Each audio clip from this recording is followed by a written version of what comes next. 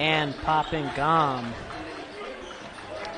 For Berry, we have Evan Walsh, Milan Sheffield, Tylen Burtz, Leandro Alande, and, of course, Daniel Mortensen. Berry trying to end a 2-game losing skid.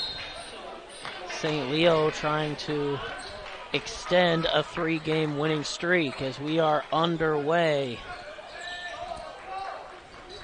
As Berry controls the opening tip. And Mortensen wasted no time trying to fire as he's no good on his first 3-point attempt. Pretty good look there for Mortensen right off the get-go, though. Getting him involved, obviously, in the offense early. See what the line draw up for their first offensive possession. As Isaiah Hill drives, and he'll draw a foul there on Tylen Burtz. Second leading scorer for Berry, picks up a quick foul. He comes in averaging 11 and 6. And he had 12 points in the most recent contest, a loss to Palm Beach Atlantic.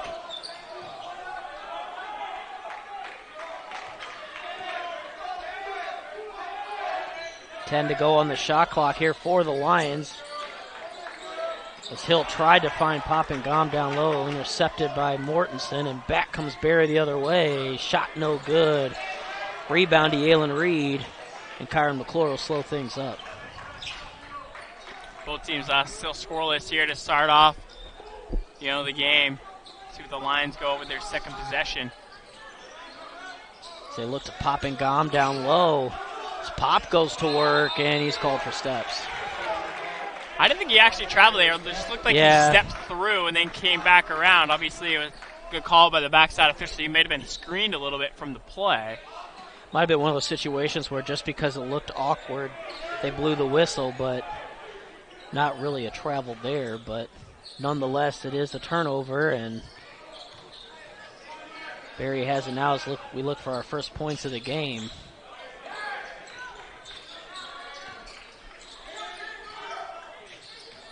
As Mortensen goes to work, posting up. Tried to find him down low, no good there. Intercepted rather by St. Leo.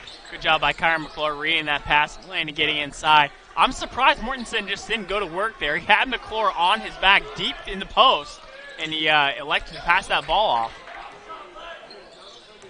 As McClure drives now, loses the handle and is called for travel. And so 2 early travel calls, and we're 2 minutes into this game, and neither team has scored. Not really sure how they got a travel call now. It looked like Kyron was still dribbling the ball as they blew the whistle. Might have been a double dribble, but I'm not sure about a travel.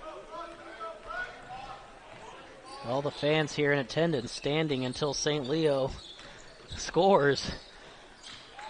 Still find themselves on their feet. Is good defense there by Poppin Gom. Junior Searcy now attacks. He has his shot blocked, and Gom's there, though, to clean it up and get the first points on the board. Lions fans rejoice as they finally get to sit in their seats after nearly a 2-minute and 30-minute dry spell. And Berry's still looking for their first points as well. Both teams kind of off to a slow start. There's an up and under kind of flip shot there by Tylen Burtz, no good. Yeah, Burtz had a double-double his last time out, 12 points, 12 rebounds. Also had 4 blocks and 4 steals. We see Isaiah Hill taking the contact and cashing in, trying to cap off the old-fashioned 3-point play. Yeah, that was a good-looking move there by Isaiah Hill. A good finish.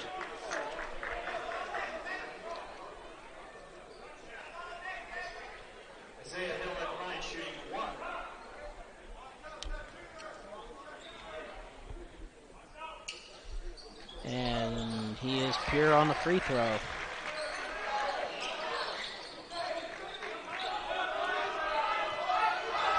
Five nothing, Lions out on front here. 3 minutes into this game. Near turnover there for Berry as they just look out of sorts here early on. Good D by Hill, but good fall away. But good offense beats good defense any day, as you see it there from Tylen Burtz. Yeah, it was a good job by Burtz using the fall away there, because Cersei came over for help defense on the weak side, and he probably would have had an easy block if Burtz didn't go to the fall away there. Finally, the Bucks on the board. As Yalen Reed has it down low. He'll post up, and good D there by Mortensen coming in and knocking that away. And a turnover the other way by Barry. So the sloppy start continues. Yeah, Lions with 4 turnovers early. Barry, that's their second, but a bad one it was. And Tyler Carter will check in for Pop and Gom.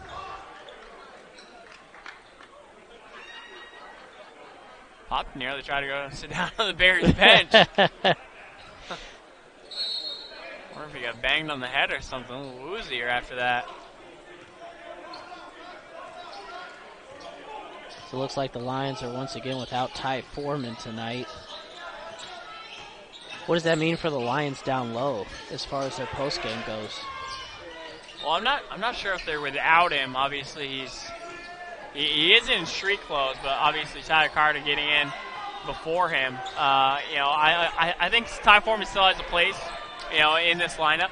He just needs to be effective with the basketball in his hands. Yeah.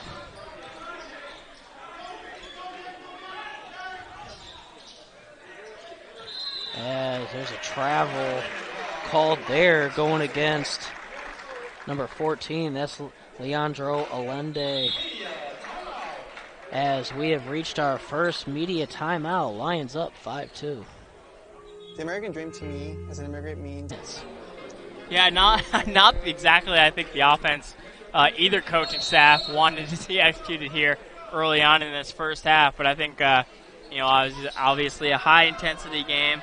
Lions, as we mentioned, coming off 3 straight victories. Barry trying to get back on the winning ways after losing 2 straight.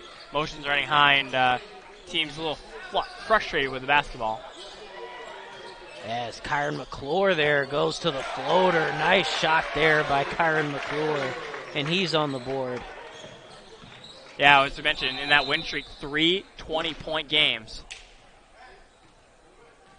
including getting his career high 27, and then matching it not only the game later, and then obviously the 23 against UT. And how many free throws did he make in that home game where he had 27? He was a perfect 13 for 13 in that game. It's amazing how many free throws he's attempted, and yet his average is still at 90%. As Mortensen has it down low, and a little fall-away jumper there, no good. That's about the best you can ask for on a guy like Mortensen. Yeah, obviously he hit that first fall away. This time not able to get it to go. Lions using that slip a lot early. Look at Tyler Carter go. Wow, great finish there by Tyler Carter. Coming in off the bench and making his presence felt as the Lions lead by 7. 14:35 to go here in the first half. And there's a turnover for the Bucks. So this high-powered Buccaneer offense held to just 2 points so far. Roughly the first 7 minutes now approaching. Yalen Reed fires a 3, and it's up and in. Big-time 3 for Yalen Reed. Lions offense clicking on all cylinders here early on in this first half. See if they can keep it going. Up by 10 here early. St. Leo, so known as a second-half team, and they're getting it going here early. Great sign for the Lions here in the den. And a foul called there on Tyler Carter, and Coach Alexander not too happy with that, as he thought that Tylen Burtz might have thrown that arm out there to draw contact.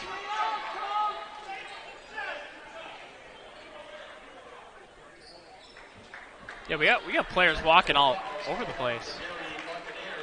Oh. Ooh, technical foul called on Barry. Well, here comes easy points for Kyron McClure. Be interesting to see who that technical goes against, but yeah. I don't know if it's just on the bench or if Yeah, it might have been the coaching staff. Either way, St. Leo fans love any technical foul that would give Kyron McClure a chance at the easiest points in the world. And he's pure on the first. In that 3-game stretch, 40 for 43 at the free throw line. My goodness. I mean, that's really something else. He's just missed 10 all year. I mean, Yeah. if you just think about it alone, you make 40, you get 40 points in 3 games. That's pretty good. Yeah. You get all those from the free throw line. I mean, that's just something else. Now St. Leo in the midst of a 9-0 run over the last minute 26. 3 there, no good. Rebound fought for, blocked by Yalen Reed. That's a big block for Yalen Reed, wiping the glass here in the Bowman Center. As Rusty Moore in the game, and he's called for a double dribble.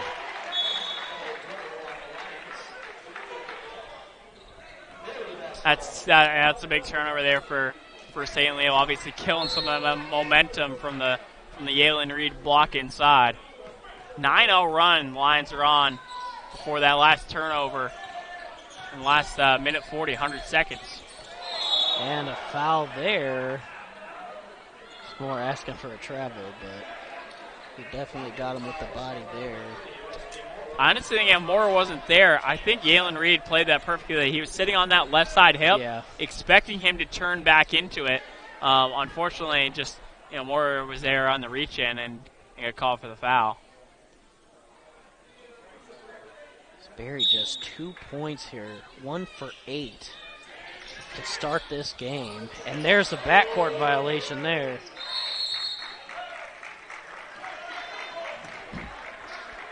So the rough start for the Buccaneers continues. It's almost like every time the Lions commit a turnover, Barry's like, we feel really bad for you. Let's make one of our own. Each team now with 5 apiece. Difference is St. Leo 7-0 on points off turnover. Find themselves up 12 here. As Tyler Carter asked for it, and he's called for travel. So yet another turnover. If it weren't for all the turnovers, St. Leo could really be up by more than 12. Yeah. I mean, this could be. I mean, they could be putting up 20 or so themselves right now.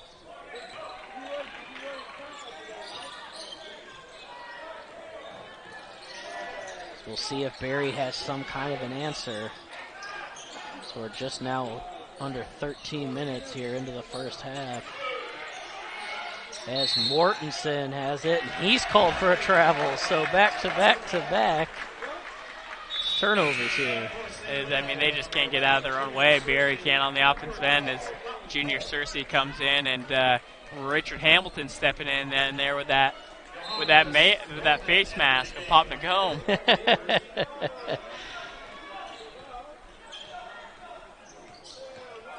Obviously, Richard Hamilton, the longtime Wizard, probably most notably for his time with the Pistons. Yeah, won a championship there. Yeah.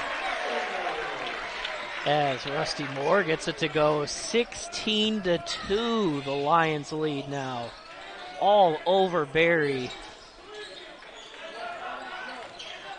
And going to the left hand, no good. Junior Searcy comes with the rebound.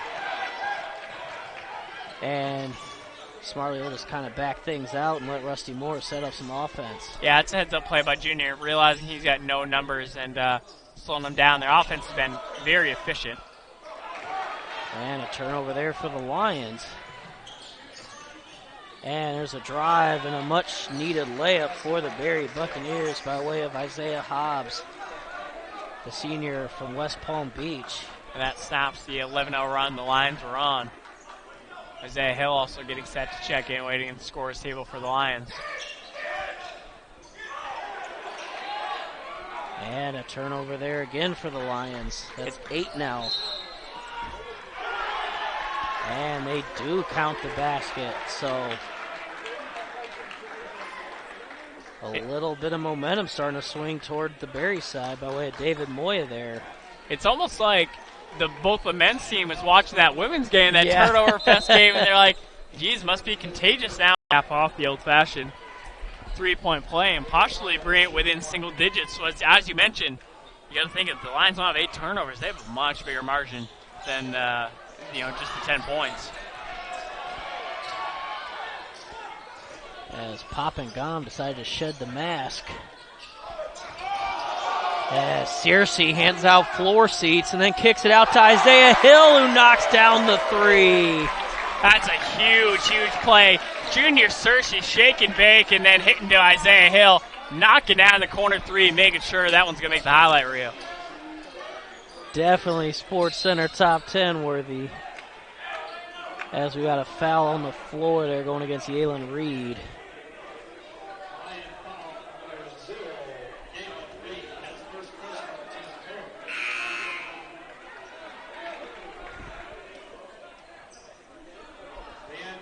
Team's 4th foul, so Lions still got a couple more until they allow Barry to shoot some free throws. Barry just 2 fouls committed so far, so we'll see how that plays out end of the half. There's another one, this time on Pop. Yeah, Pop kind of gone back and forth, too, between the mask, and I don't think he's too comfortable with it. So And that's his 2nd, so here comes Ty Foreman. Here is Ty Foreman, so he is playing tonight. Had been in street clothes the last home contest, so good to see that he is back. And as you mentioned, he got to make those minutes count, and he's got a good opportunity here. And count it, and the foul. Big time finish there by number 15. That is Marko Tomic, a senior from Serbia. Yeah, that was just all brute force. He just put the Lions on his back and powered that through to convert up top.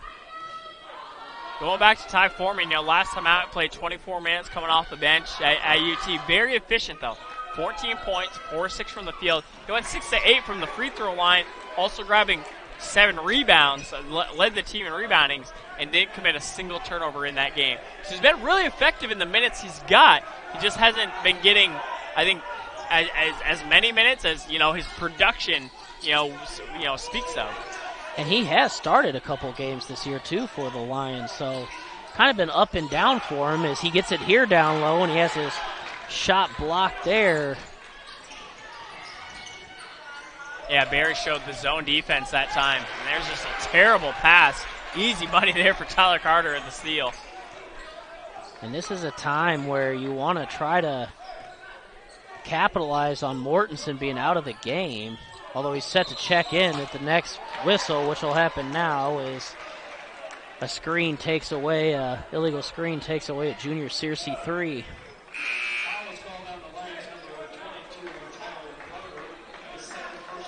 And Taras Bartaskis checks in for the Lions.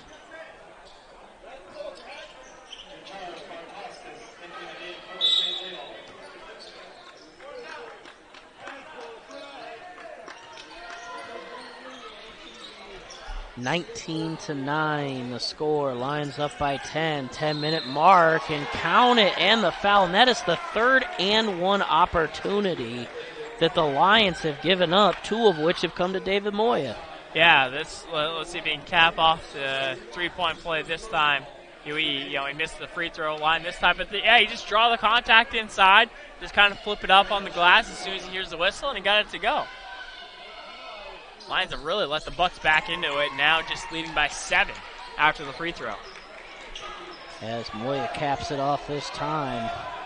Quick 6-0 run for Barry the last minute of play as they go back to that zone defense, which created the block on Ty Foreman last time out.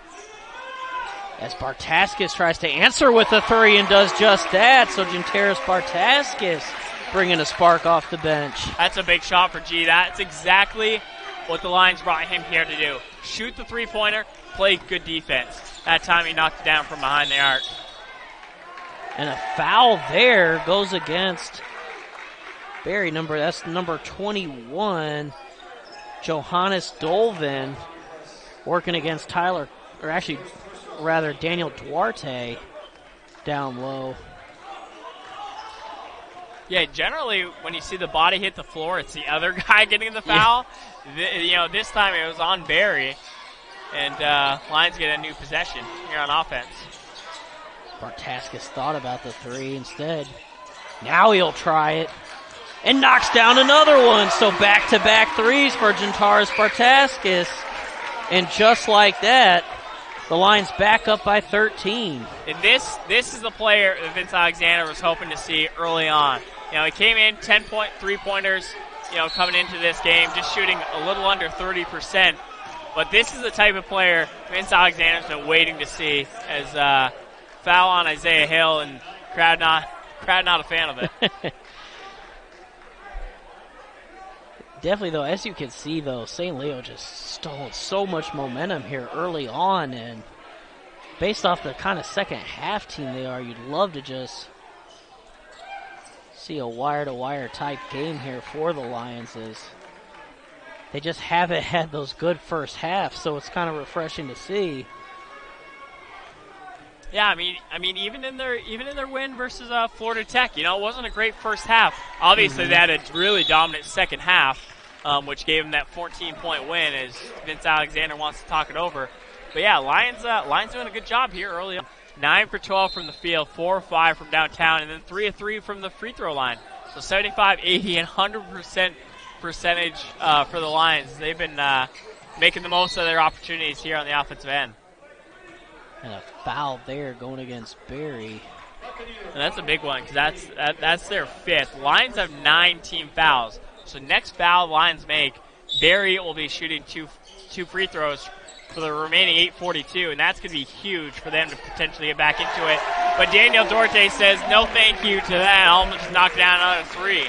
Yeah, big-time 3 there for Daniel Duarte, and now the Lions have the Buccaneers doubled up, 28-14.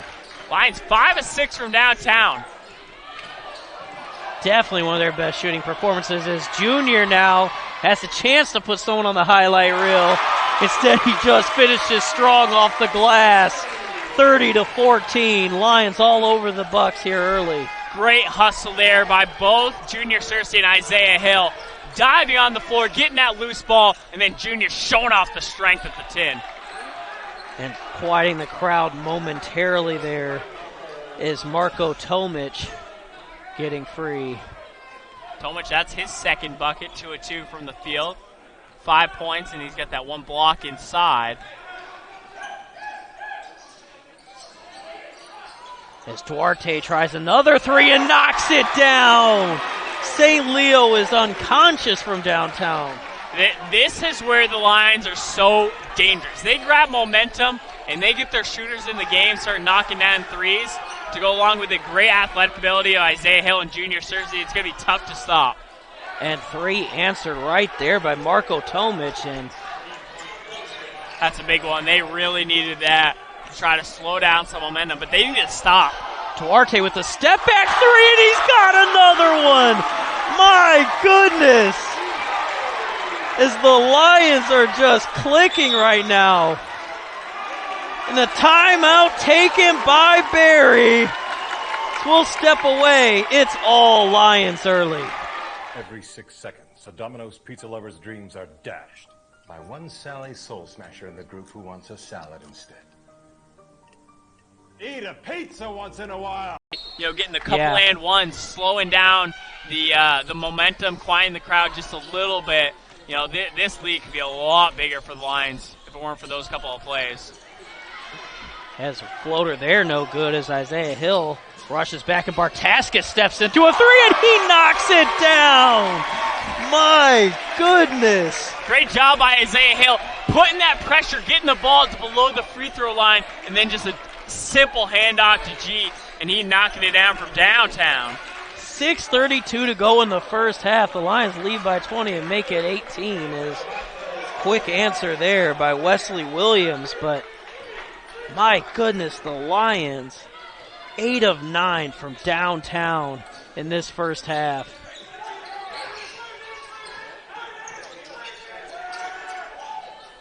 Bartaskis thought about it, now finds Foreman down low, and he's called for the offensive foul. Yeah, I mean, that's exactly what the Lions could open up with that great three-point shooting. Those slips inside.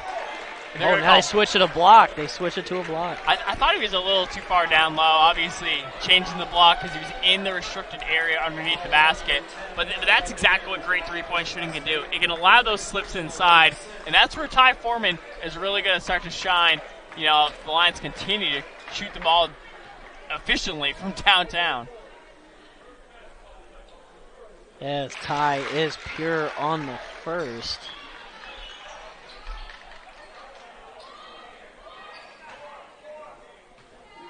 Ty, a 77% free throw shooter on the season. Pretty good for a big fella, too, as he yeah. 2-2 go through. Lead back to 20, 41-21 the score. Lions almost at the century mark with 5:57 to go in the first half. As there's Wesley Williams, the freshman, knocks down another one. Or not Wesley Williams, rather Johannes Dolvin.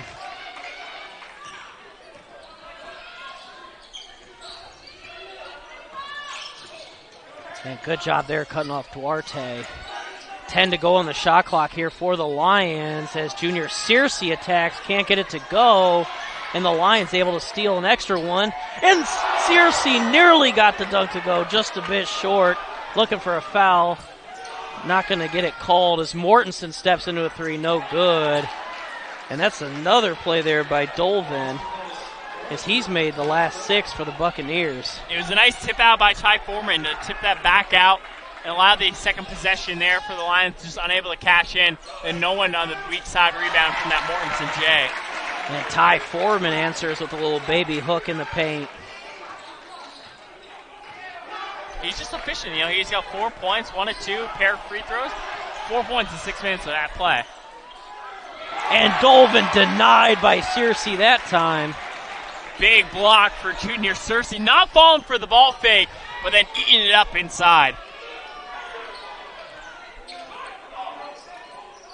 The unbelievable thing, St. Leo's been on this great run, and Kyron McClure hasn't even been on the floor. Almost feeling a lob inside. Nope. Ty Foreman's going to draw a foul, yeah. That's phenomenal work by Ty Foreman. Obviously coming from the opposite block, getting inside, and then sealing that position right away. So when the ball rotates back up to the top of the key, he has the entry pass there. And, you know, Dolvin just got stuck on his back and could only, you know, foul him from there. As Tylen Burst checks back in for Barry. Second leading scorer on the season. Yeah, he's been real quiet, you know. He picked up the foul early. He's only played 6 minutes here in this first half. Just got the 2 points, 1 of 2 from the field. You know, as I mentioned, he had 12 points, 12 rebounds, and 4 blocks and 4 assists his last time out versus Palm Beach Atlantic. A guy that absolutely filled up the stat sheet, but he's been real quiet here tonight. And he fills up their stat sheet in basically every category. I mean, he's second in basically every category behind Mortensen, who's first in every category. So, and Foreman pure on both. As Tyler Carter will check back in for Ty Foreman. Duarte, Bartaskis, McClure, Carter, and Searcy, the 5 out there now for the Lions. Ty Foreman now shooting 80% from the free throw line on the season. That's what you want to see, as you mentioned, from your big man. When you're going to expect to get fouled so much down low, you want a guy who can step to that line and make some big free throws. Got a little delay there, taking care of a spot on the floor. And now ref said we're good to go.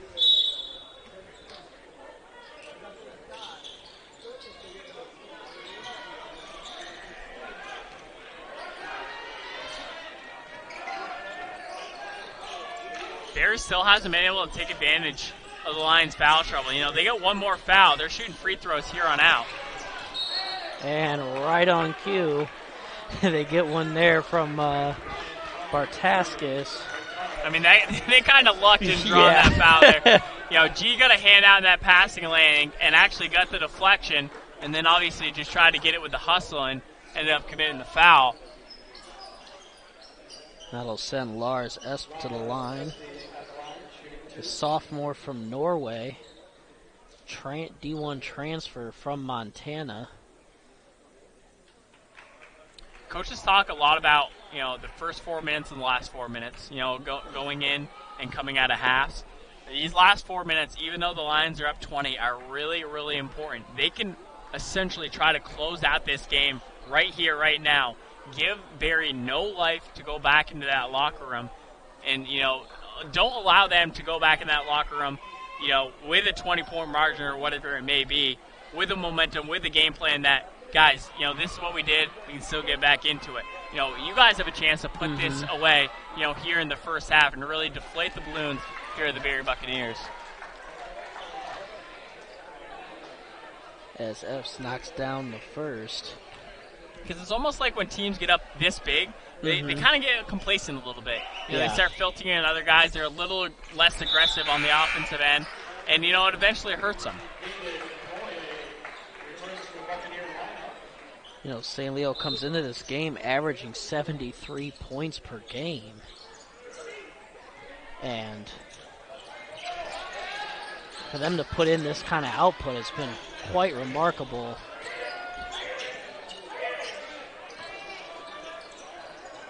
As Kyron McClure has it now as he directs traffic with 10 to go on the shot clock here.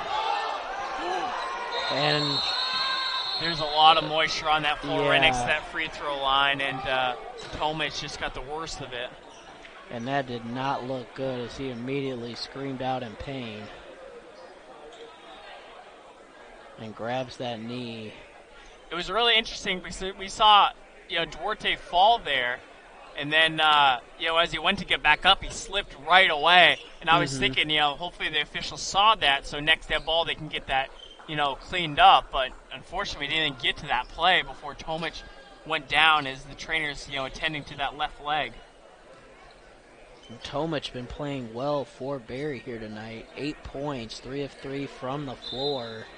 In fact, he's their 4th leading scorer, so we'll step away with the injury, and we'll be right back after this. My path to a college degree would have been completely different had I not run Division II cross country for the University of Mount Olive. They're taking a look at him, so hopefully good sign for the Buccaneers there that he was able to walk off. I really want to give a big shout out to our director of athletic communications, Brad B. Yeah, we do these game previews inside. As you see that go off the mark to stay with the Lions. We do these game previews inside for the video board. Yeah. And one of the questions was, Barry comes in as the best field goal percentage defense and 3-point percentage defense in the league. And he really said, if the Lions really get some 3-point shots early, it's going to spread it open, allow a lot more inside action. That's exactly what's happened. Duarte and Bartas with 3-point shots, and now Kyron McClure joining the party for the 3-point parade. Now 9 of 10 from the floor are the Lions from downtown, 90%. Unbelievable. And answered right away by David Moya. That's an incredible stat there. Best 3-point percentage defense. And Not Lions, tonight. Not tonight. Lions 9 of 10 from downtown. And you look at Barry, they're just stunned. Just 8 to go on the shot clock here from McClure. And good tie up there. Possession arrow does favor the Lions. 5 to go on the shot clock for St. Leo. As they huddle up for a quick little idea there what kind of play they want to run with 5 to go on the clock. It's going to be a step back 3. They get it into Duarte. He has to fire from downtown. Can't get that one to go. And Barry comes away with it. Hey, honestly, Duarte got that one shot clock going out. You just forget about it. Right. Just forget about it. Pack it up. See you later. The Lions hit that one. There's no stopping them. And I thought for a second it might go in. The way it looked on target, I was like, he might bank that one home, but to no avail. And Berry able to get a quick deuce down low and lead 16 now for the Lions. They're 2 points away from the half-century mark. As Isaiah Hill will check in for Duarte. With that flare screen the Lions like to run, trying to get Duarte an open three, it's run really well. Obviously, Duarte's got him on his hip, but Poza trying to send a chest pass through. Kyrie needs to float that over to the top and get it to the corner, so then Duarte can get an easy catch and shoot. McClure comes up firing, no good. Thought about the 2 for $1 instead. Good close out there by Berry. Now Bartaskis will try a 3, and he knocks it down. Ginteris Bartaskis, 4 for 4 from downtown. And that one was from deep. He hit that one from about 4 feet off the three-point line. Big bucket, pushing him almost back at you with 20-point advantage. 19-point lead for the Lions. A minute 36 to go in the first half of play. And they're going to call a push. Goes against Isaiah Hill. That's his second. Ty Foreman will check back in as well as Daniel Duarte. See who they come in for.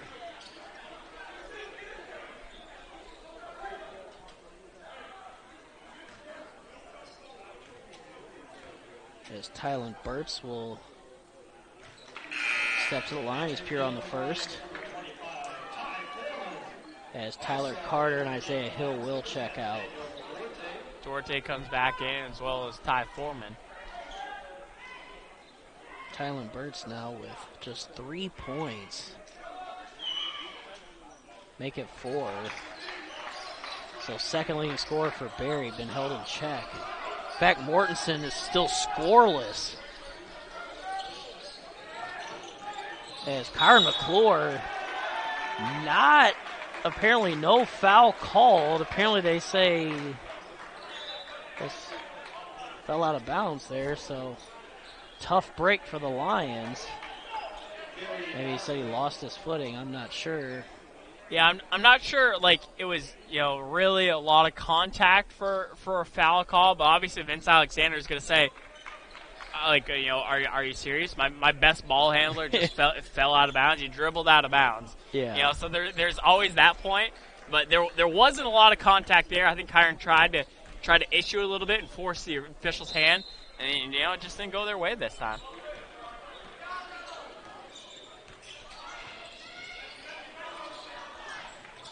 As we approach the 1 minute mark of this first half.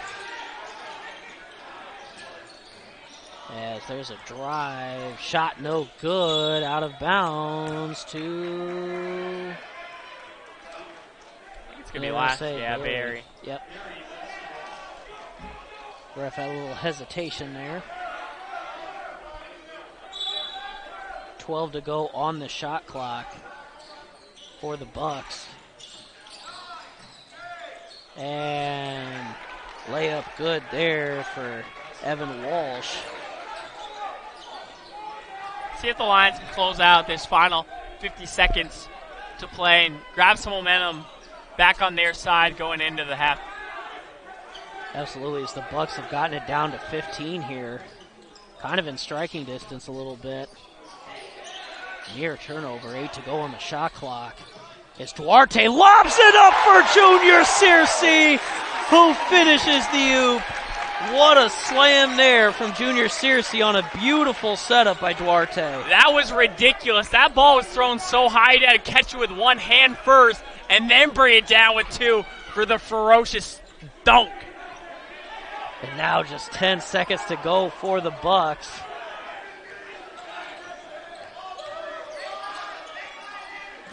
And good ball fake there. Pass and layup up and in. So good finish there by Hobbs on a setup by Burtz to kind of steal a little bit momentum back on their side after the Searcy slam. Now bring us to the end of the first half. Lions up by 15. Founded in 1889, St. Leo is the third largest Catholic university in the United States. It currently serves more than 16,000 students in its online programs, at more than 40 teaching locations in 7 states, and at its university campus in Greater Tampa Bay. They wanted you to push and test yourself. I really enjoyed the learning experience. It's a thriving community. It's one that you definitely want to be a part of.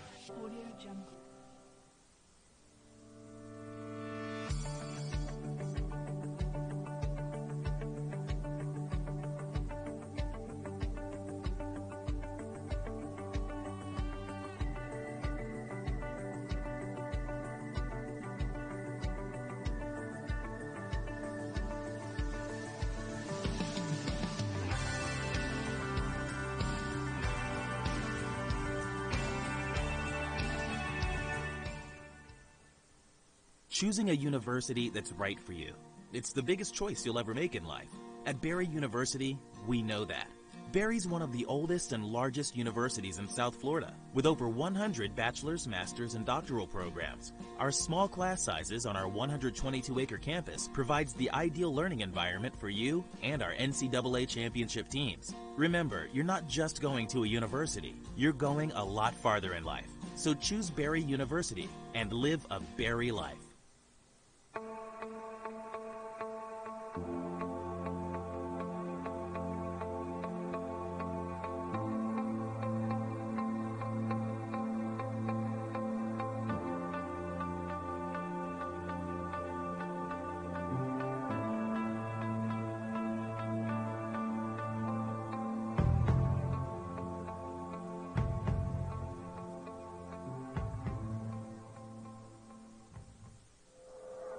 Enjoy this moment. When you find somebody in this locker room and you tell them you're going to play for them. The path has been cleared. It's your destiny, but you got to go take it. Walk out there with confidence. Take the field with a purpose. And play for each other. Play for this school. Play to win.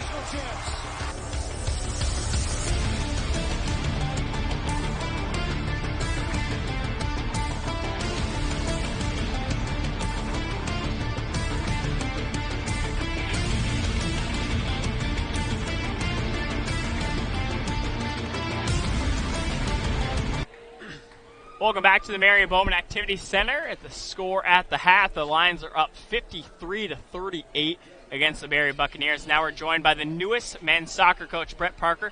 Thanks for coming on and spending some time with us. Thanks for having me.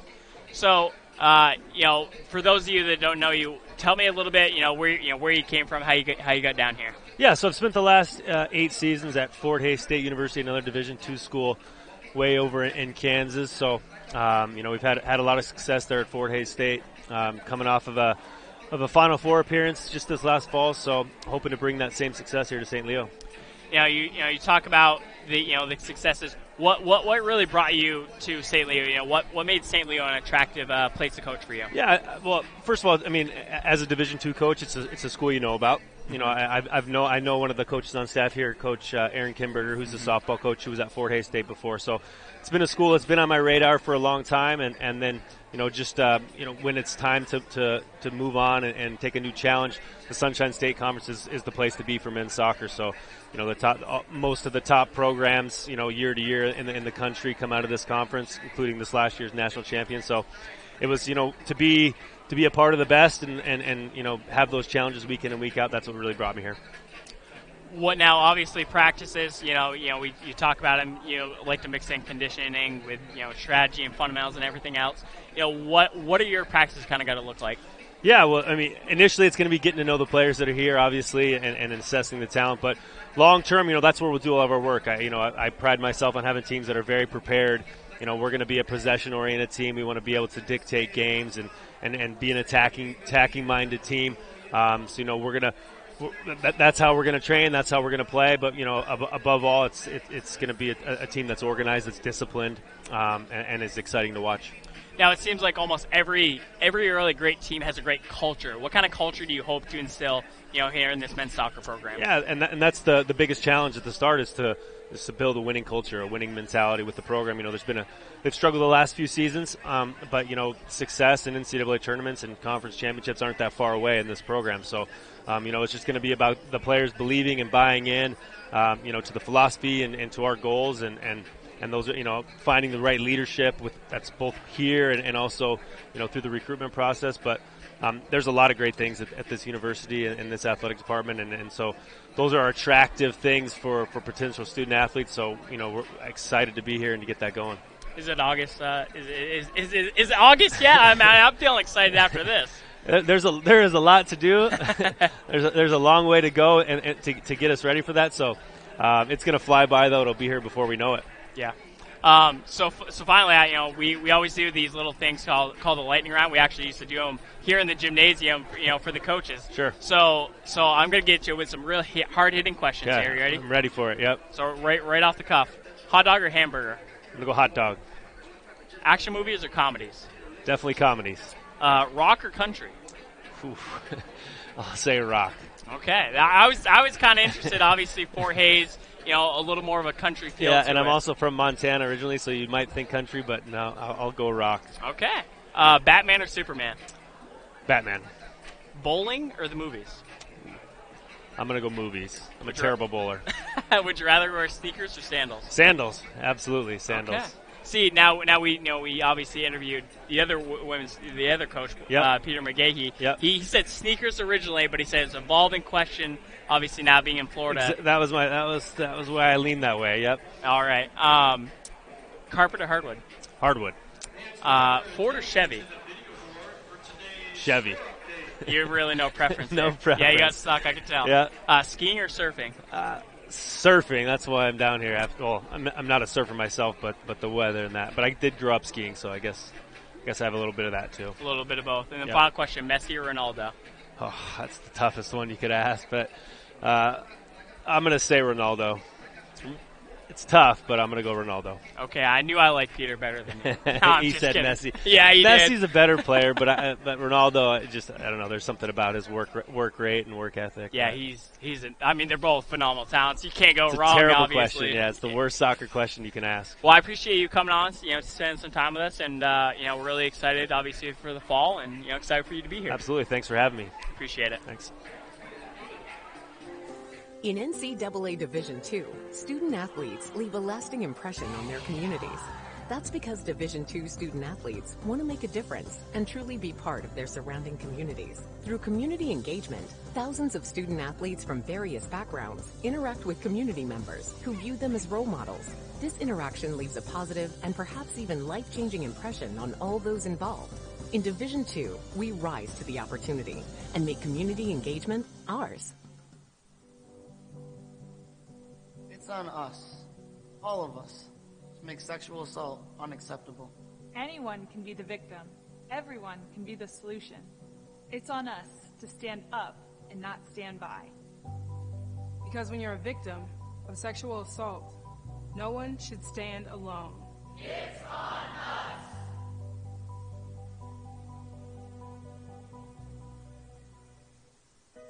I sold my dream house to buy my first Domino's store. I built my store with my bare hands. I used my college savings to buy my store. It means everything to me. But we've decided to tear them down. We love what we do, but not where we do it. Come and see our remodeled stores when you carry out large 3-topping pizzas for $7.99 each every day. These are Domino's all-new Parmesan-dusted, garlic-seasoned, and cinnamon-sprinkled bread twists. How did we come up with such a clever name? We'll never tell. Choose any two of Domino's new bread twists or medium two-topping pizzas for $5.99 each. The American dream to me as an immigrant means having the opportunities that my parents didn't have. Being the first one in my family to graduate, it meant everything my parents sacrificed for me to get to this point. It was paying off. Estoy muy orgulloso de Michael por haberse graduado de colegio. My path to a college degree would have been completely different had I not had a scholarship. It would just relieved a lot of the financial burden.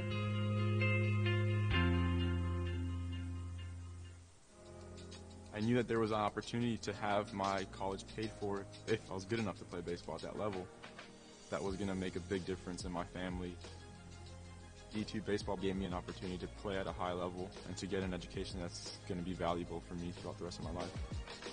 I chose to take my experience of being a student athlete and pursue that within my career and to get a master's degree. If I wouldn't have had a baseball scholarship, there'd be no chance that I'm doing what I'm doing today.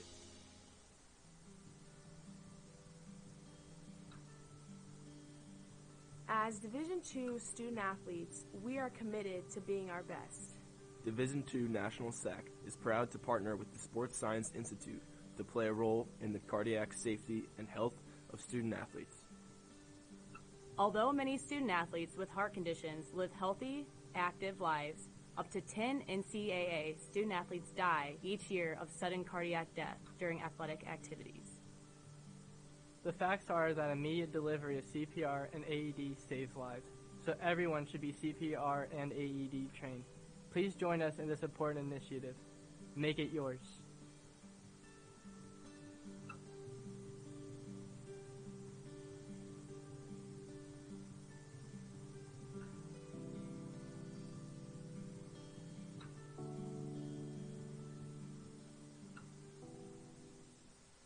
Opportunity to me means doing the things that will make you a better future. I always dreamed of graduating from college. So being the first one in my family to graduate, it meant everything my parents sacrificed was paying off. Having an athletic scholarship for the University of Mount Olive was key for my success. I had the opportunity to not only get an education, but be able to develop as an individual. Every 6 seconds, a Domino's pizza lover's dreams are dashed by one Sally Soul Smasher in the group who wants a salad instead. Eat a pizza once in a while. Luckily, we love pizza so much, we're introducing salads to our menu. So nobody can beat a pizza night. So tell those lettuce lovers, listen up. There's no reason to ruin pizza night now. Order a medium two-topping pizza and a delicious Domino's salad for only $5.99 each. Pizza's good. My path to a college degree would have been completely different had I not run Division II cross country for the University of Mount Olive. Having an athletic and academic scholarship was key for my success. Our coaches were really helpful with balancing out my academics and athletics. I decided to attend graduate school because I wanted to become an athletic director. Receiving the postgraduate scholarship through the NCAA provided me with the flexibility to choose the school that I wanted. So now I know that I can accomplish any goal that I set for myself. And we are back here getting set for the second half of play. Lions leading by 15, 53-38 the score. A first half in which we saw the Lions get it absolutely going from downtown. 10 of 13 from beyond the arc, good for 77%. And from the floor overall, 18 of 27, 67% from the floor. And had they not had more turnovers than Barry, it might be more than 15. Yeah, I mean, they absolutely shot the lights out here. You know, Bartaskis and Duarte both came ready to shoot the basketball. They were just really efficient, obviously, from downtown. The Lions from the floor, as you mentioned, 67% from the field. Not to mention their perfect 7% from the free throw line. I mentioned there in that first half, Barry Command was the best team against field goal percentage defense and 3-point percentage defense. I don't think they expected St. Leo I mean, for sure to shoot, probably 50-40. Sure enough, not 60-70. I mean, they just had an absolutely explosive first half. Obviously, the coaching staff knows that, there's 2 halves to basketball. You got to come out strong here, and especially in these first 4 minutes, don't allow Barry to snatch that momentum. Because if they go on a quick 8-0 run, they're only down 7. They're right back into it. Right, and, St. Leo, as we mentioned, they've been a second half. A little bit, Lions have the rebounding margin 15-7. 5 of those coming off the offensive board. So I think they get ate up a little bit inside. But, I mean, offensively, they were just so bad, especially early on. They eventually got to go, and they're shooting 54% from the field themselves. But they're doing it without Burtz and without Mortensen.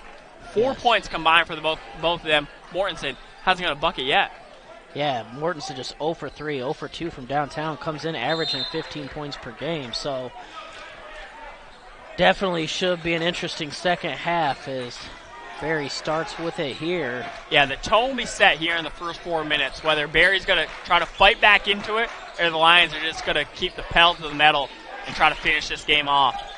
3, missed everything there, and off of Poppingham's foot out of bounds. So unfortunate break there for the Lions as Barry will retain possession. I think if Pop wore 15s, not 16s, he doesn't kick that ball out of bounds. Barry comes into this game, remember, with a record of 10-5, 5-3 in the Sunshine State Conference, but had lost 2 straight. St. Leo 7-9. 4-4 in the Sunshine State Conference, but winners of 3 straight. So somebody's streak has got to go. As Kyron McClure comes away with it here for the Lions.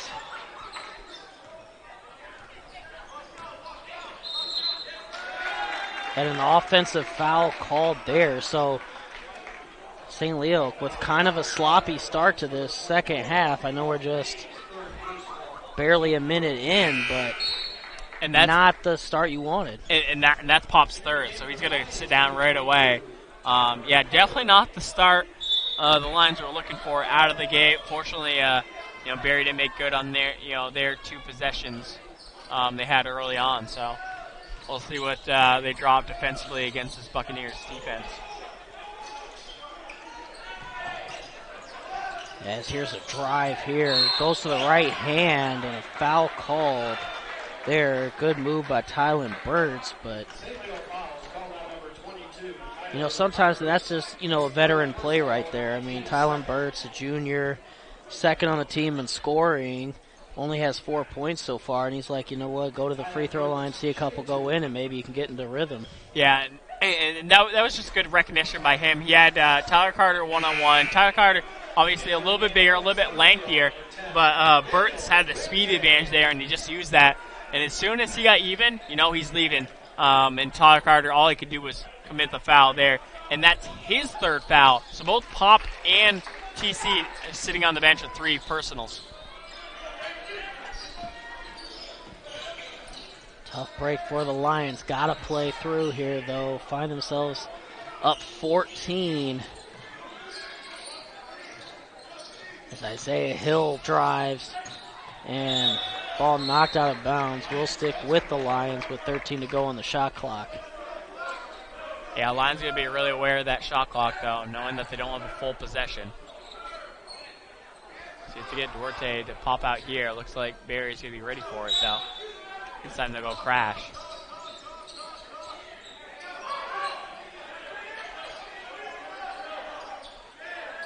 Yes, here we go with 10 to go.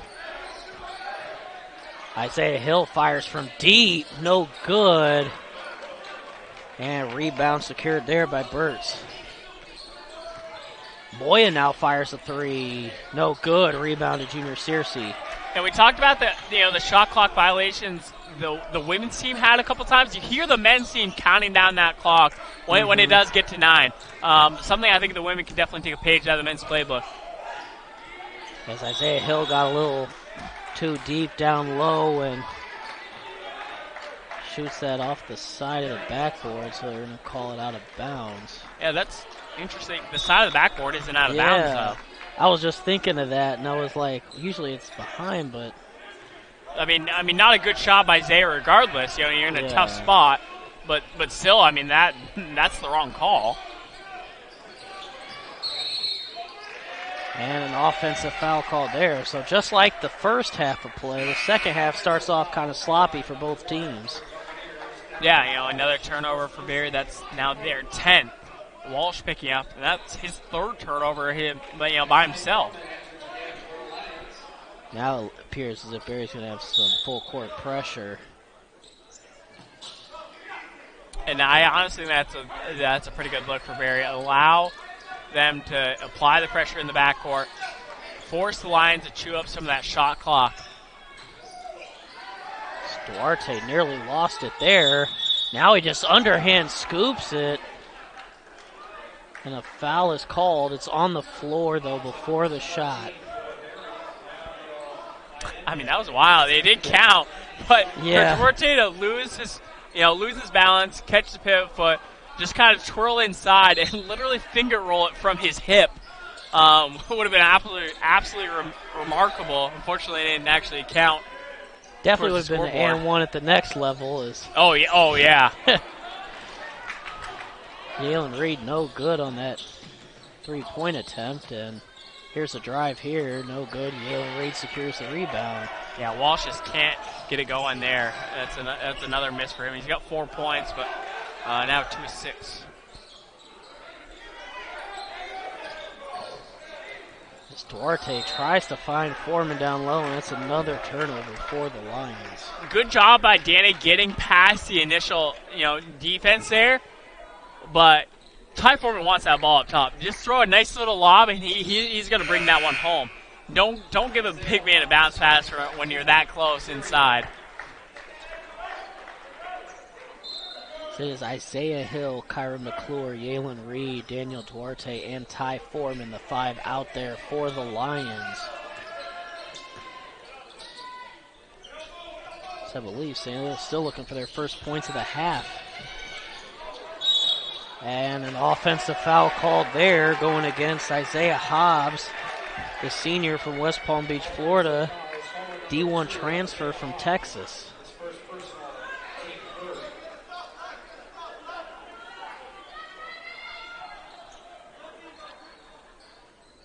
Another turnover there for Barry. I mean, it's just been turnovers galore for both teams to start off both halves, really.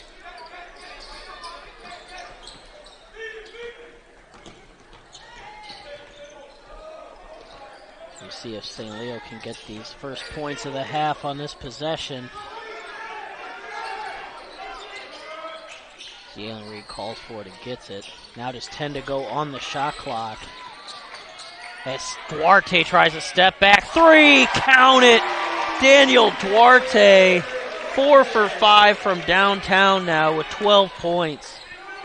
He's lighting up, and it almost could have been, a 4-point play. He got fouled at the top of that, too. Fell down the ground, didn't get the call. But the Lions will sure take all 3 of those. Hobbs thought about it. Now he drives. No good, but a foul called. Yeah, a little bit of a late call. Great closeout there from Danny. Not allowing that 3-point shot, but not allowing great dribble penetration by leaving his feet. Unfortunately, it might have just got him inside on the body there as Hobbs going to the line now. Isaiah Hobbs is 75% free throw shooter. Comes into the game just averaging 7.6 points per game. Has 5 points so far here tonight.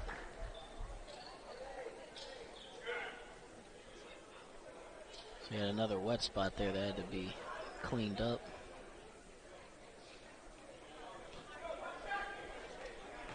Better safe than sorry. I mean, we don't want to see what happened to Tomic happen to anybody else. Right. And for fans watching, I want to update. Not sure what the status of Tomic is. Just know he's still laying on the scorer's table. Got a ice pack on the knee. As I say, yeah, whenever you see an ice pack go, I mean, generally that pretty much means your night's done. Mm-hmm. which obviously is a big blow. I believe he was leading the team in scoring.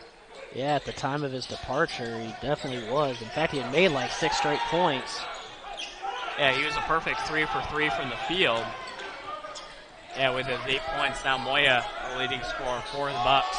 Duarte tries another 3, this one in and out. That one would have actually blown up the crowd. You know, if you hit 2 step-back threes in back-to-back sessions. There's Isaiah Hobbs on the other end. He gets the and one, so. And that was a big bucket. Jalen Reed, I thought, was going to reject that. Hobbs somehow made that go. So that brings us to immediate timeout. Momentum starting to favor the Bucks. Domino's has a $7.99 Monday through Thursday. In the free throw line a little more. And, you know, then on defense, you know, I mean, you know, like you said going in, you know, does Barry need to really change anything, or is it just great shooting by the Lions? And, you know, the more I see the second half play out, I think it really was just great shooting by the Lions. And here we are in a 12-point game now. I said those first 4 minutes are going to be really important, and here we are as the Lions just up 12. As McClure puts it up and in. Tough finish by Kyron McClure. And like it's kind of been all year, it's just like anytime you need a big basket, he delivers. How did he do that? He took the contact inside, literally flipped it straight up, and it somehow went home. And Kyron, I believe, is looking for his 4th straight 20-plus point game. Has just 9 so far tonight, but he's definitely got time left as he nearly got the and one to go there, and he'll step to the line for 2 free throws. And as we've mentioned, he's only missed 10 free throws all year. Yeah, I mean, and, you know, even in that Tampa game, you know, Kyron really turned it up in the second half. 15 points in that second half. So, you know, he may have 9 now, but he's still got time to catch that 20-point mark again. He's a second-half player. It's just like he thrives on those late-game situations and moments like this. But honestly, he didn't even need to be a first-half player in that first half because Duarte and Bartaxis was carrying the load offensively with their great three-point shooting. Right. And right on cue, Bartaskis checks back in. Yeah, last home game for Kyron McClure, 24 of his 27 points came in that second half. And I believe that was the game. He was 13 of 13 from the line. Yep, perfect from the line. Unbelievable. 90% on the year.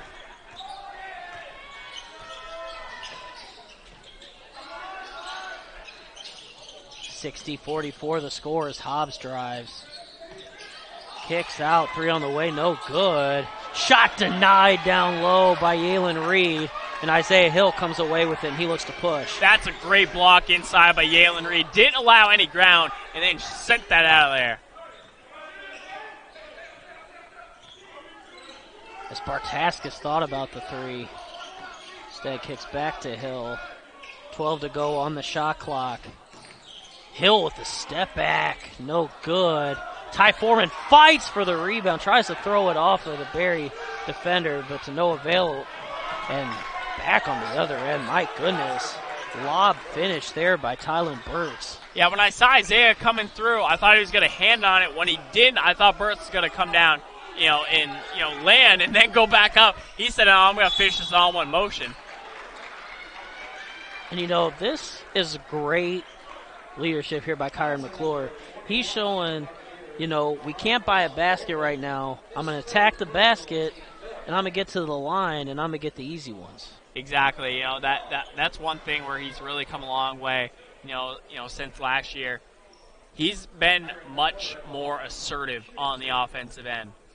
Obviously last year, you had Tyrese Bryce, Junior Searcy was much more involved in the offense. Isaiah Hill, very aggressive. Kyron McClure has really stepped up on the offensive end in moments where Lions really need him, as we see a rare miss there from the free throw line, and really just carried the offensive load on his back. Mm-hmm. Well, it's good to know he got his one miss out of the way now. That's the way I like to think about that. But yeah, I totally agree. And, he's really stepped up over this winning streak. And I think just his teammates, you just see just rally around him. He really just brings confidence to this team. So Lions going small here with, Foreman, obviously the one big fella, and then Junior's going to get pushed to the 4. As Yalen Reed just picked up his 3rd. So him, Tyler Carter, and Pop Nagolm all with 3 fouls for the Lions. 3 there, no good. Good recovery there by Kyron to close out on that shooter, disrupt that shot. They've just been hovering around 15. So they get it down to Ty Foreman down low, and he's called for steps.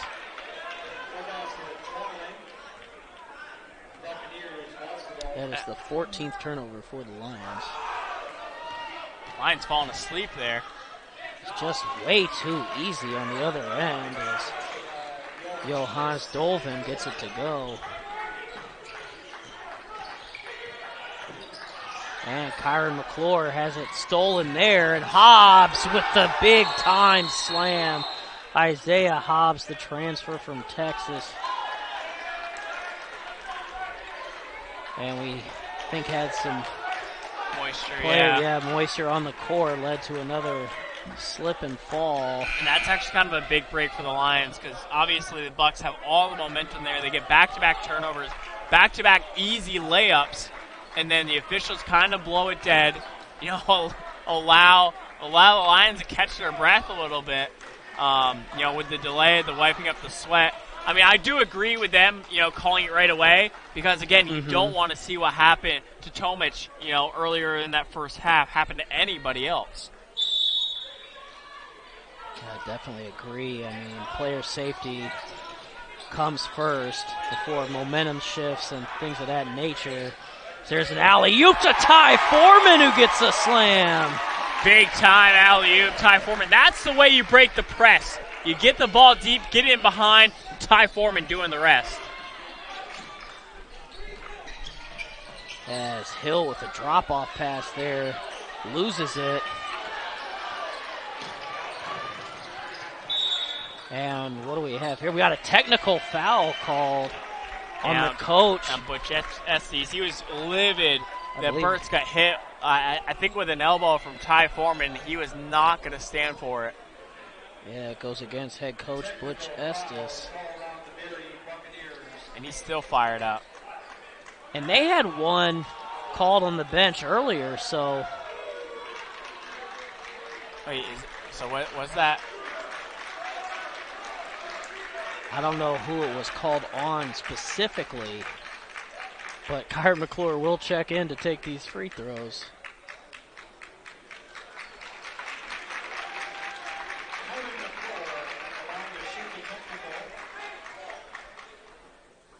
You don't want to give Kyron McClure trips to the free throw line if you're a Berry fan. Not sure what the conference is about. I mean, the officials are all in their normal positions. Kyron's waiting to shoot his free throws. So I think it is on him. So that's his second. Here comes the security and the game manager. Yep. So there goes the security. Out. Yeah. And see, I thought so because I remember the one earlier in the game was called on the bench, so he is escorted to the locker room. So Berry will be without head coach Butch Estes for the rest of the game. So that means the task of Bill Marosco, Mike Bradley, Nate Barron, Tito Harris, all the tasked to try to close this one out. And Kyron Pierre on the first. Fortunately for Berry, they do have 4 assistant coaches.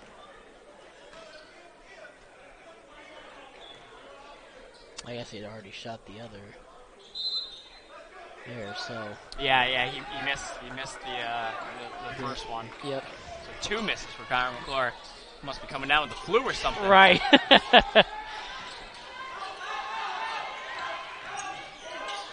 As Kyron has it here, goes behind the back, loses the dribble, able to stick with it though. And Ty Foreman, wild shot there, no good. And leaking out with a big-time slam. My goodness. Tylen Burks with the emphatic throwdown. Brings the Bucks within 12. But then Burks commits a foul on the other end. He tried to pick the pocket as he was obviously feeling it after the big throwdown. I mean, there have been several highlight plays in this contest. I mean, I'll be honest, I even saw some St. Leo fans rise up for that one. That was a nice dunk. You know, I think he kind of reacted so big to that, too, because he struggled from the contest. I mean, he's, you know, took a lot of frustrations out on that one. I mean, it was just his 9th points. And shockingly, Mortensen yet still scoreless. But this is big for the Lions now. That was the 17th foul on Barry, so 1-1 from here on out. The remaining 12-10 of this ball game. Lions going to the free throw line anytime Barry commits a foul. That's a great point. Not quite sure what St. Louis is shooting tonight from the line, but Dorsey, that was a rare miss. He shoots 71% on the year.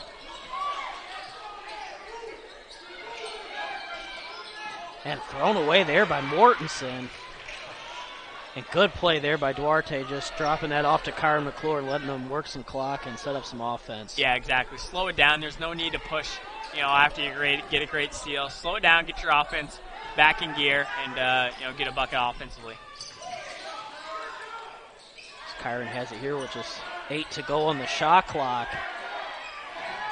It's Kyron with the step back. Good help defense. Duarte now, fall away 3.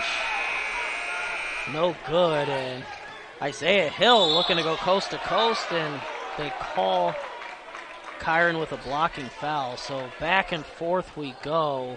That's Kyron's just first foul. And that brings us to a media timeout. So Barry hanging around, down 12. And what do you expect to see here from the Lions to kind of stop this? And there's an and one there. My goodness. But guess who? Tylen Burks. And you know what? That dunk, I think, re-energized him here, and he's kind of been the source of offense for the Bucks now. Well, right before that basket went in, to answer your question, I was going to say, how does the Bucks get back into it? Yeah. Impact plays. Yeah. Like you see right there, the big highlight dunks, the big and ones, you know, the draw on the offensive fouls. You know, that's how the Bears going to get back into this game. Those big momentum plays that they feed off of, and now it's a 10-point game. And this is the time you look to Kyron McClure here, second half. It's a leader out there. Try to bring the Lions home. They just kind of been hanging around here. As Kyron to the floater, in and out, no good. Ty Foreman just missed that putback too. And a foul called on Kyron. That is his second.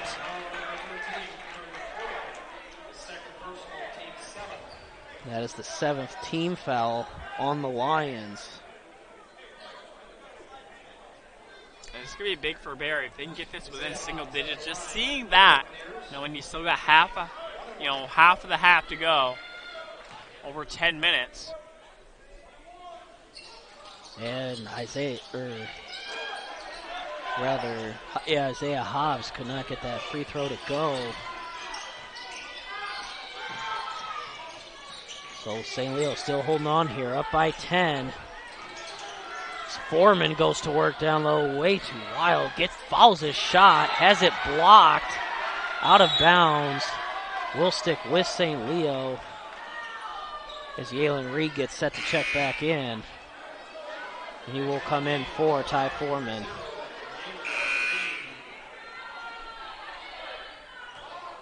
Looks like Dolman got whacked in the nose there. He's holding a towel to it.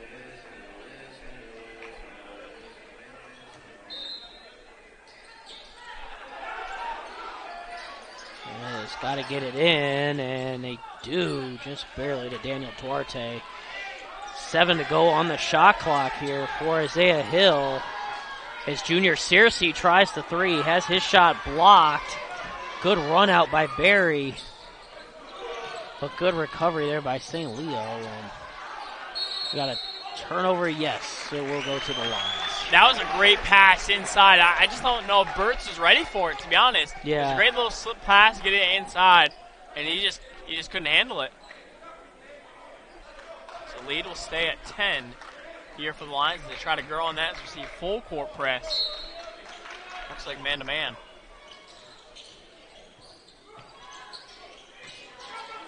As now they kind of back off the pressure a little bit. Now it comes back, and Kyron just gets it up.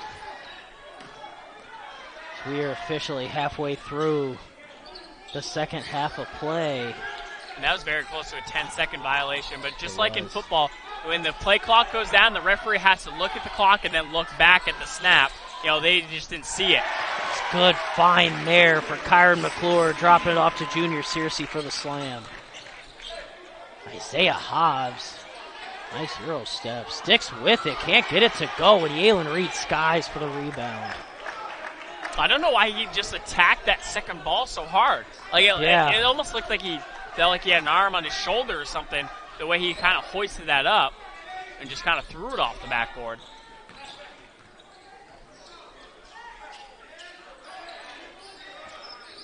Duarte now with a drive, kicks out to Hill. Hill falling away, leaves it short. And gets called for the reach-in foul, which is not smart because any foul sends Barry to the line. So you got to be smarter than that. Can't commit that foul and you can't reach. And those are big compound mistakes. Obviously, Zay, it's getting late in the shot clock. He has to try to hit a shot, throws up an air ball. He's frustrated with himself at that point. Tries to, commit a steal, but instead hits him with a foul. And I mean, those are the type of the mistakes that really irk coaches. Those are the ones they lose sleep over, in any given night.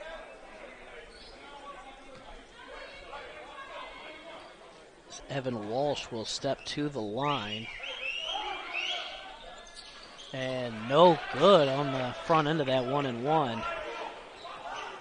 They shot pretty well from the free throw line. They were 12-15 now. They sent out 12-16 from the free throw line. 53 points in that first half for the Lions. Just 11 in the second half.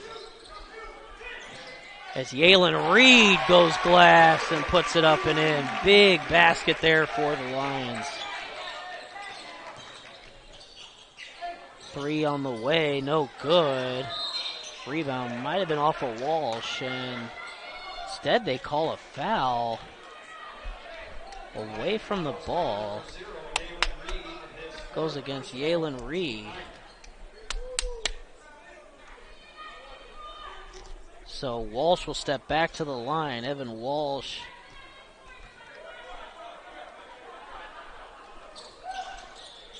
Good on the front end this time. As 64% free throw shooter is Walsh.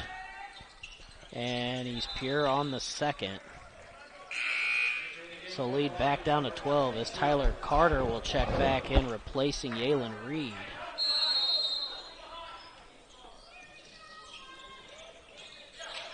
And here comes that full court pressure by Barry. St. Leo able to break it.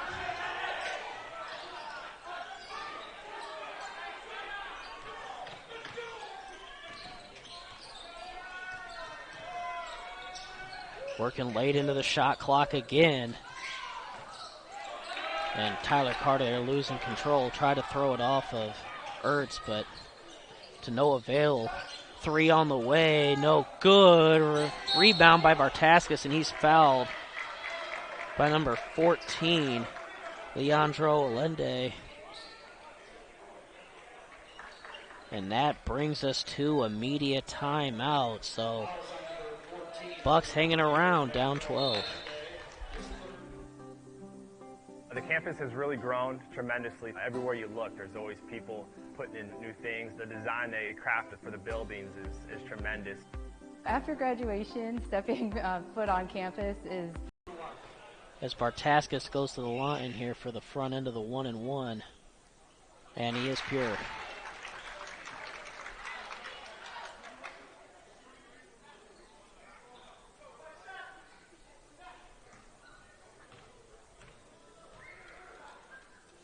shooting just 60% from the free throw line. Coming into the game, just a small sample size though, just 3 of 5 coming into the game. Able to get both of those to go. So the lead back up to 14 now for the Lions. As Mortensen has it here. And he has yet another turnover. Just a game to forget for Daniel Mortensen. No points, 0 for 4 from the floor. 4 turnovers for Barry's leading scorer. Came into this game averaging 15 and 6. Member of the Denmark national team.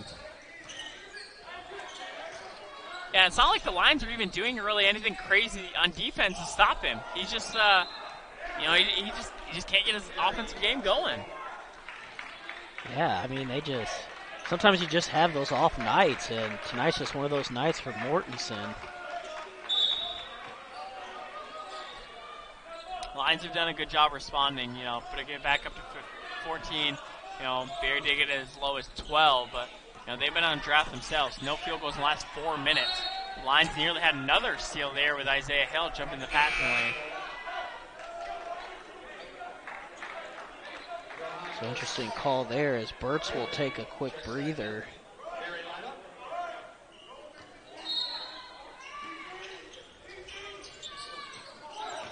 As Mortensen fires a 3, no good. 0 for 5 now is Mortensen. And a jump ball called. Possession arrow favors the Lions.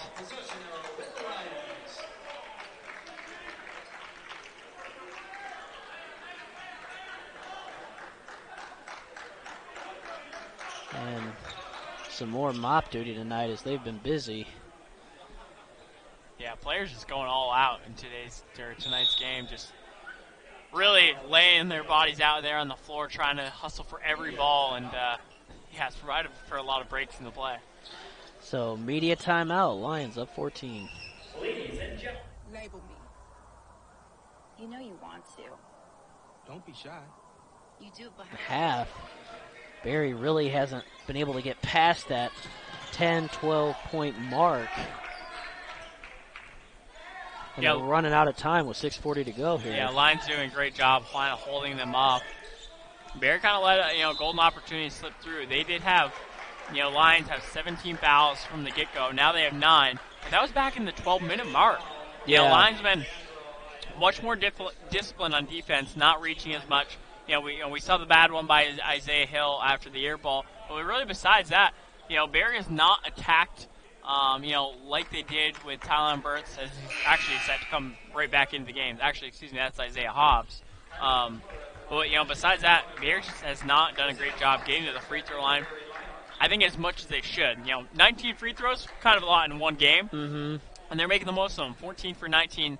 But you almost think they could have done even more, damage at the charity stripe. And this is definitely the guy you want at the line for the Lions. Yeah. Kyron is pure on the first. Yeah, speaking of doing damage at the charity stripe. And pure on the second, so Kyron McClure now with 15. And near steal again for Isaiah Hill as he is just all over the place making hustle plays.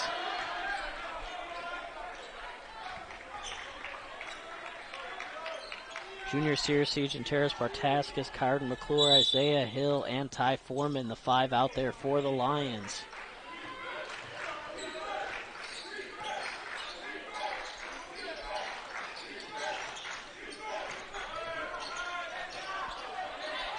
And did everything but get the shot to go was Johannes Dolvin, but ended up getting called for a foul. There was Ty Foreman. That's just his his first. I'm kind of surprised they got Ty Foreman with a foul, because honestly, it was such a great offensive move by Delvin that Ty Foreman was so far out of the play. I really didn't see the foul call. Like, it was literally a picture-perfect textbook post move from Delvin. But, he just missed the layup. But clearly, officials thought there was some sort of contact there. Ends up making one of two. Lead to 15 for the Lions. As we approach the 6-minute mark. Double team there on Bartaskis, and he has to call timeout. So St. Leo now just one timeout remaining. We'll step away. Be right back after this. Across divisions, sports, championships, and schools for nearly Illinois. So thank you for supporting St. Leo Athletics. As they get it into Ty Foreman. Now back out to Isaiah Hill here. And this is where really well coached Vince Alexander teams are so good.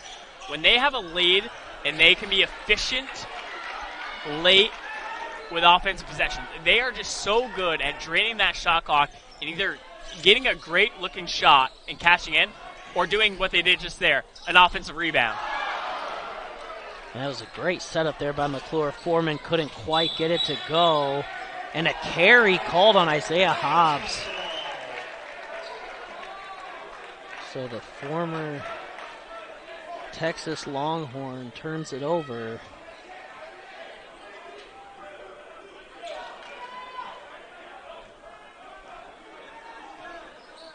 That was the 16th turnover for Barry tonight.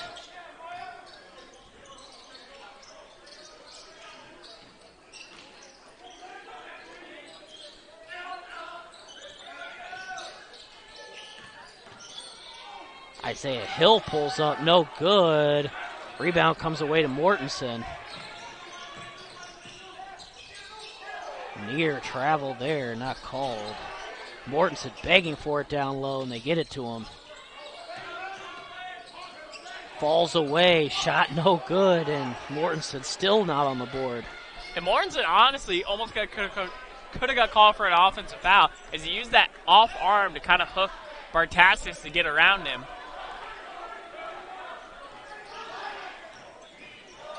As Bartaskis there thought about the three, now back to McClure. 10 to go on the shot clock here. As Kyron McClure throws it up to Junior Searcy for the oop. And that's what I'm talking about. Great offensive execution late in the shot clock, making the most of it.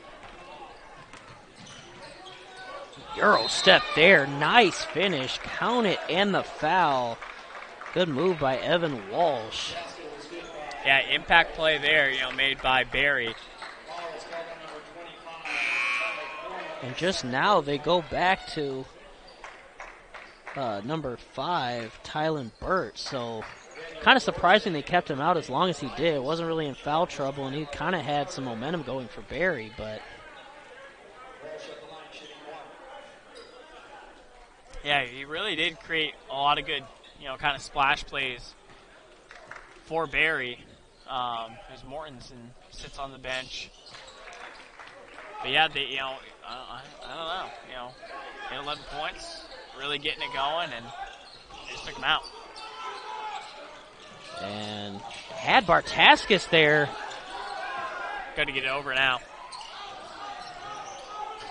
Oh no, Duarte apparently just didn't see, or rather Tyler Carter, not Bartaskis over there.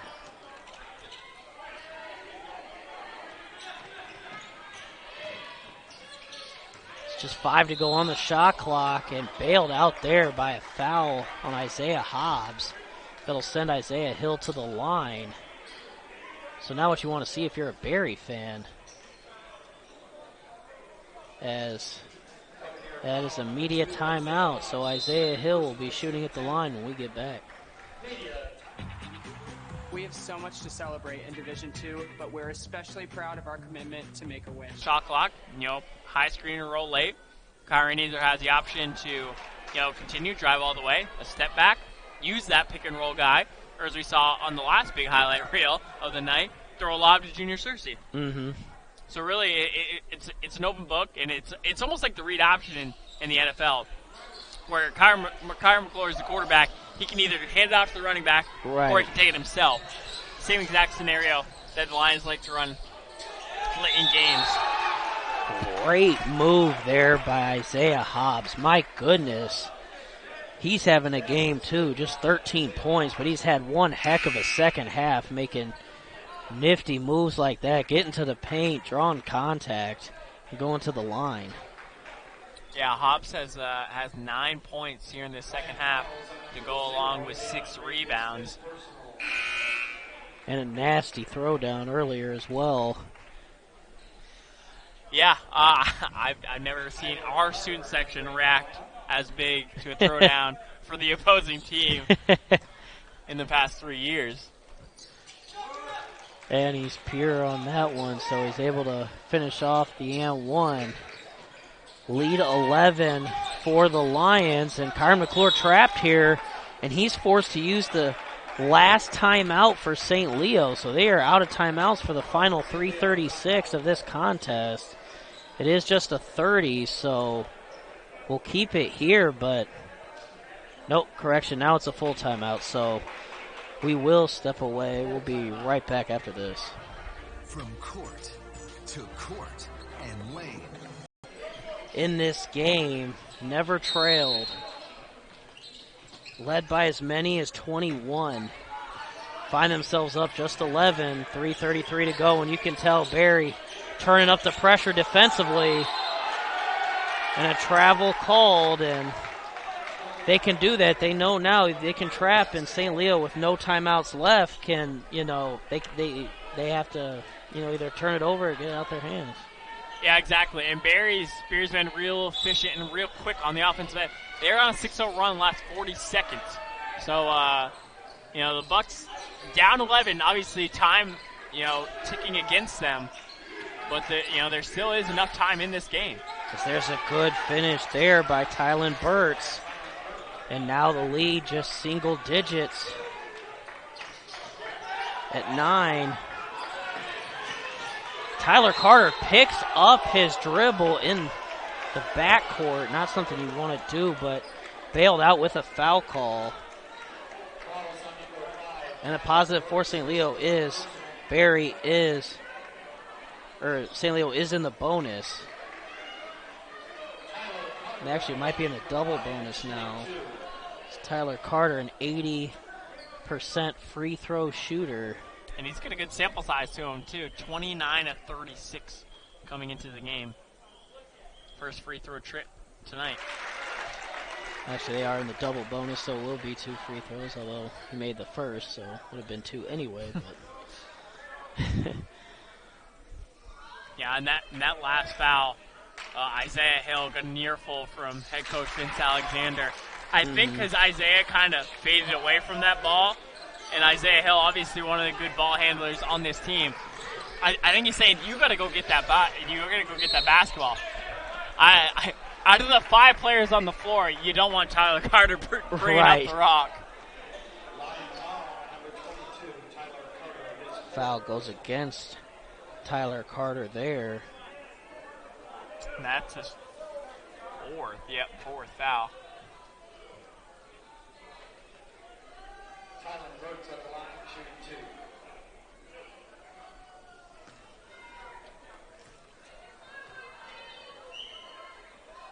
And Burtz is pure on the first, a 70% free throw shooter on the season.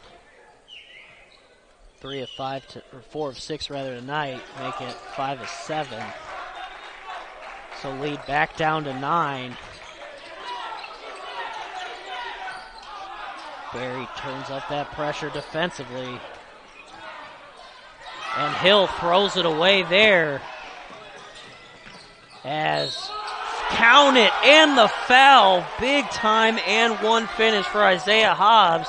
And as I mentioned, he's had about 3 or 4 of those, it seems like, tonight, where he just gets to the basket, able to draw contact, and finishes around the rim. And you asked me what Barry had to do to get back in this game, and I said impact plays.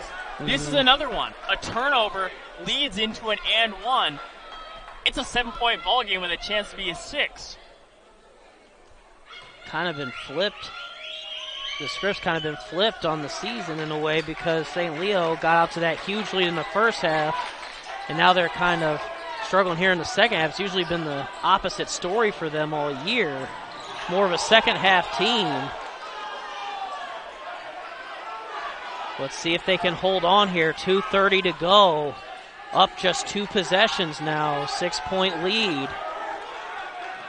Got to play to win, can't play not to lose. As Isaiah Hill goes up with it, and he's fouled by Hobbs, so Hill will go to the line for 2. That was a good job by Zay. Just realizing they're late in the shot clock.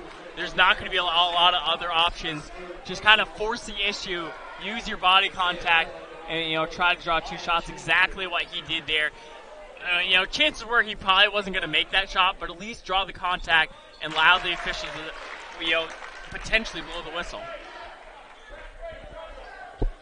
And that was a big first one as he makes it a 3-possession game again. 77-70. And no good on the second, but he follows his own shot and gets the rebound. The rare get your own rebound on a missed free throw. And that eats up at a coaching staff. That's the one player that can't get the offensive rebound is the shooter. And Lions gets to chew even more clock now. As Kyron McClure throws it up to Searcy. That time he threw it up a little too high. As ball's knocked out of bounds. We'll stick with Barry.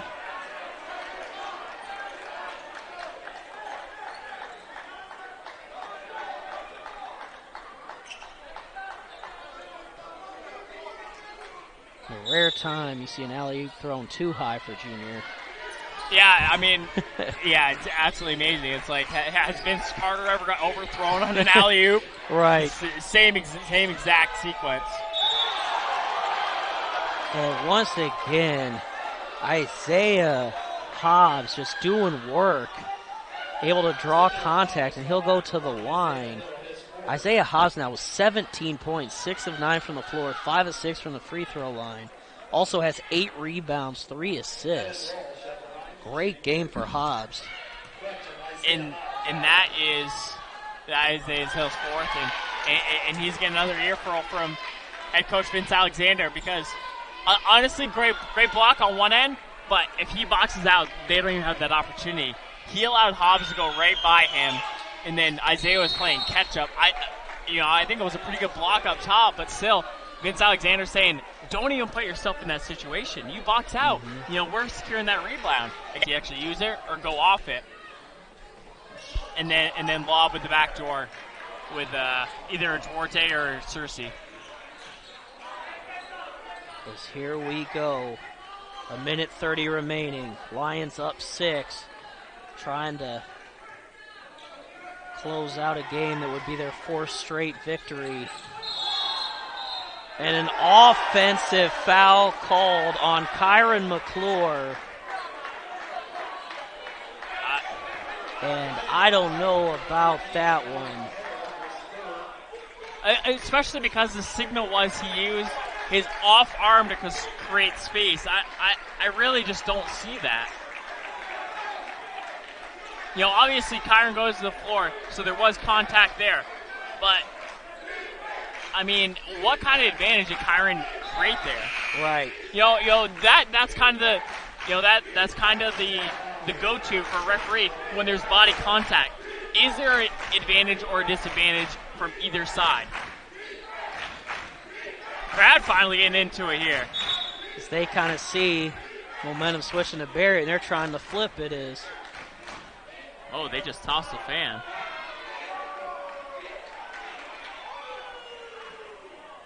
Let's see.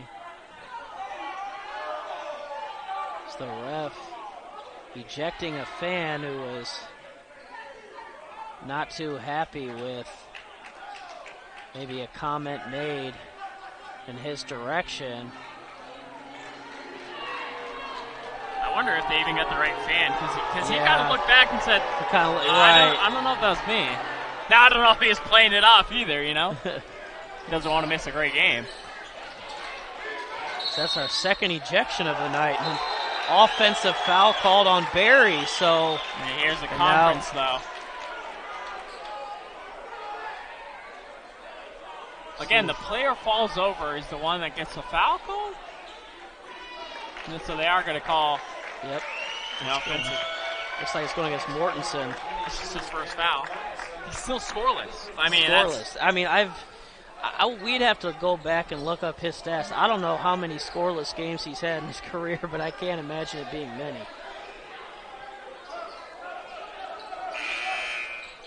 And the guy's a prolific scorer.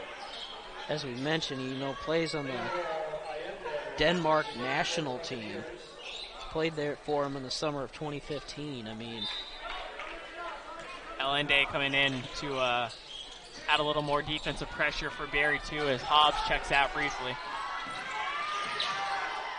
Kyron splits the defense there. Get it right back to him. Great job there. They want to try to get Tyler it. Carter. Oh no, he dribbled it off his knee. Oh wow, what a play there by the Lions. And you would have to imagine it was an carrying call there, but what a crazy sequence of events we had there is by Tylen Burks touching that ball. Yeah, it got caught on Kyron's hip, so they called a carry. But great job by Duarte over here, knowing if he picks it up, it's a backcourt violation, allowing the defender to touch it first and then just slap at it. Lions bought themselves a new possession, of course, then they turn it back over. Crowd once again getting into it here at the Bowman Center. 2-possession game, 77-71, 47.5 seconds remaining in the contest. St. Leo has led wire to wire every second of this game. Barry needs a 3, though. They're just 2 for 15 from downtown. As Mortensen fires, no good. And jump ball called. Possession arrow does favor Barry, however. Great hustle by Kyron McClure, getting to the deck first, and then just scrapping for that loose ball. That would have been such a big moment for Mortensen to get his first points of the game, to cut it within a one-possession game. Unfortunately for the Bucks, their struggles from downtown continue. 2 for 16, just doing 13%. Mortensen tries a 3, and he is fouled on the play by Kyron McClure. So now Mortensen can go to the line for his first points of the game and also make it a one-possession game. And that's, if you're Kyron McClure, Mortensen hasn't made a shot all game. He's 0 for 7 going in. You're playing great defense. That's a really tough shot for Mortensen. Don't even get near him. You don't have to be on top of him there. Just follow him. I wouldn't even jump. I would just close out with hand up. And I think that's what Vince Alexander's saying to him. There's no need to foul there. Big Cardinals hitting basketball is fouling a jump shooter, especially one that's from behind the arc. Leading scorer for the Buccaneers steps to the line, and he is pure on the first. Shooting on the season 91% from the free throw line, but a smaller sample size, 21 of 23. Make it now 23 of 25 on the season for Mortensen. Lions offensive woes continue. No field goals in the last 4 minutes, and they got 3 turnovers in their last minute 50. As Bartaskis will come in for Isaiah Hill. Playing the free throw percentage game there is Coach Alexander, and this is a big one to make it a one-possession game, and he gets it to go. Yeah, Hill just shooting 57%, I think we said, coming in on the year, and then Bartaskis, 60 coming in, but, he's a much better shooter than that. He just had the 3 of 5 sample size. He's 2 of 2 tonight. Kyron inbounding, and they get it right back to Kyron. Fans wanted a lob, but Lions wisely got to wait it out. And Tyler Carter puts it up and in. Big play there by Tyler Carter. Took time off the clock and makes it a 2-possession game with 18.5 seconds remaining.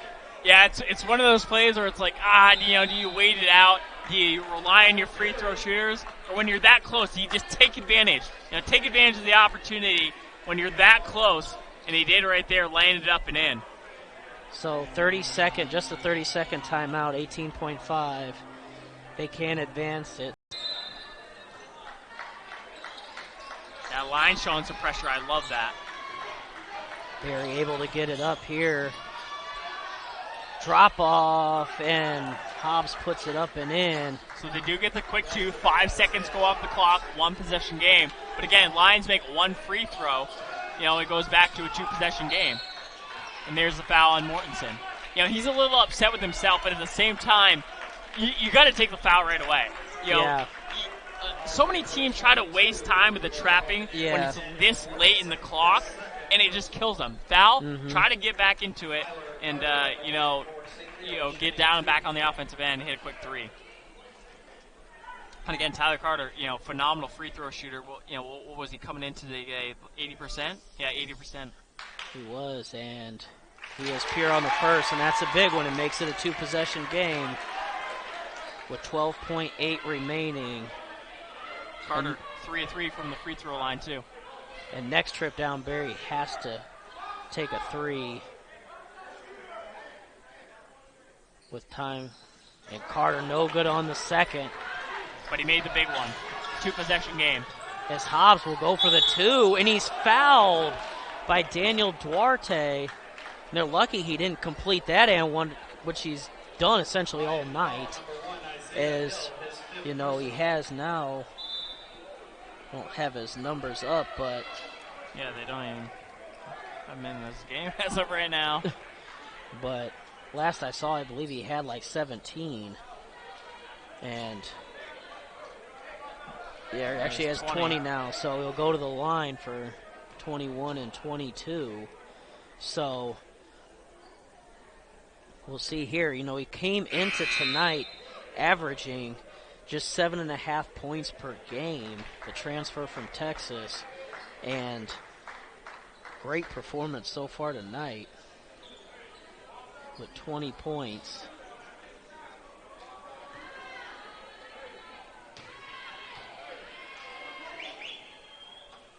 No good on the first, and that is a huge miss. He needs to make this one to give Barry any kind of shot in this one, and he does, so.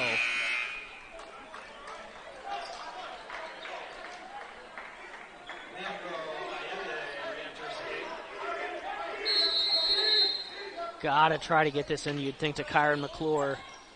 And they do just that, and he'll hold it. And a foul called there.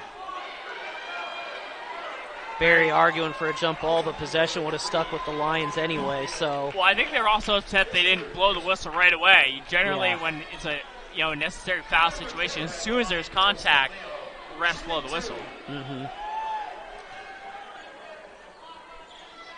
couple precious seconds ticked off that clock. There's no player I'd rather have step into the line needing just 1 or 2. And Kyron is pure on the first, and that should send the Lions to their 4th straight win. And would send Barry to their 3rd straight loss. Just 1 to go. Mortensen fires away. No good. And the Lions win by 5, 82-77. Never